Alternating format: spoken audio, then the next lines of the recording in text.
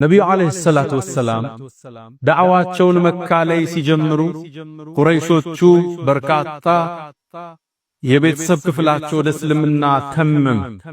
ይሄን ጉዞ ለመግታት ወደ መዲና አካባቢ ሄዱና ይሁዶችን አንድ ጥያቄ ጠየቁ።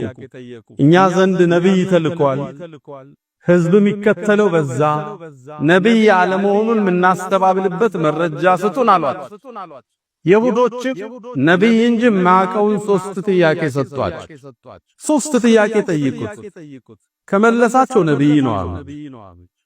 ሶስት ጥያቄ ተቀብለው መጡ።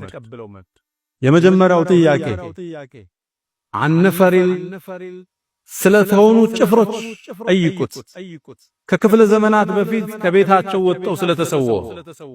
ሁለተኛ አረጁልን ጠዋፍ ምድርን ቀኟንም ግራዋንም ስለ ዞራት ንጉስ ጠይቁት።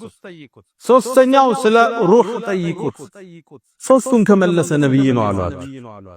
ቁረይሾች ይህን ጥያቄ ይዘው መጡ። ነብዩ አለይሂ ሰላቱ ሰላም ዘንድ ተሰየሙ። አንተ መሐመድ ሶስት ጥያቄ እንጠይቃለን፣ ከመለስ እስልምና እንቀበላለን።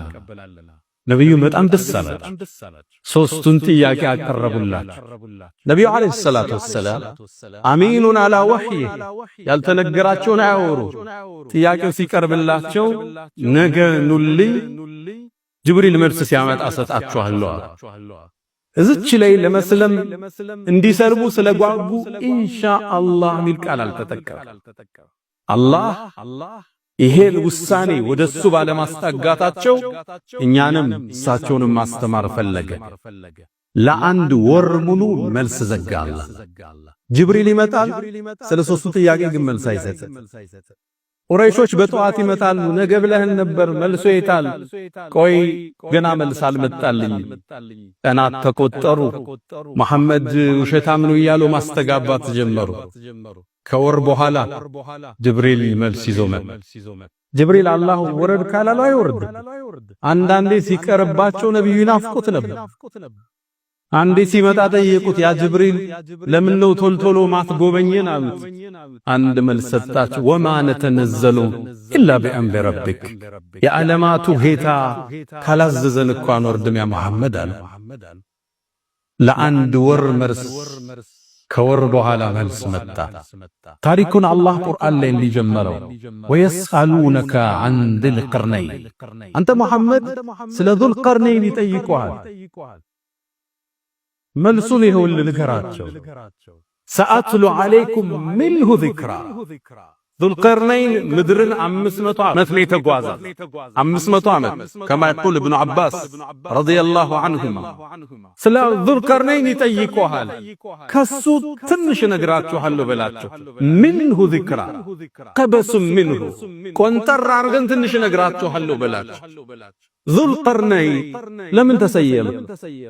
يقول تعالى الله قال ويسألونك عن ذي القرنين سل ذو القرنين يطيقوها ብለህም በላቸው ከሱ ከታሪኩ ትንሽን አስታውሳችኋለሁ በላቸው።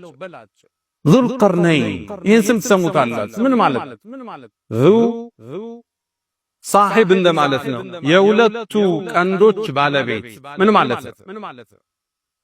ቀርን የሚለው ቃል በአረብኛ ብዙ ትርጉም አለ። ክፍለ ዘመን ማለትም ይሆናል። እንስሶች ላይ የምናየው ቀንድም ማለትም ይሆናል። የአንድ ነገር ሁለት ጫፉ ቀርን ይባላል። ጫፍና ጫፍ እንደማለት ነው። የሁለቱ ጫፎች ቀንዶች ጠርዞች ባለቤት ምን ማለት ነው ትርጉሙ? ለምን ይሄ መሪ በዚህ ስያሜ ተሰየመ? አንደኛው አሉ የሚለብሰው ዘውድ ላይ ሁለት ቀንድ የሚመስል ነገር አለው አሉ ሙፈሲሮች። ሁለተኛው አይ አይደለም፣ ሁለት ክፍለ ዘመናትን ስለኖረ ስለመራ ያንን ለመጥቀስ ነው አሉ።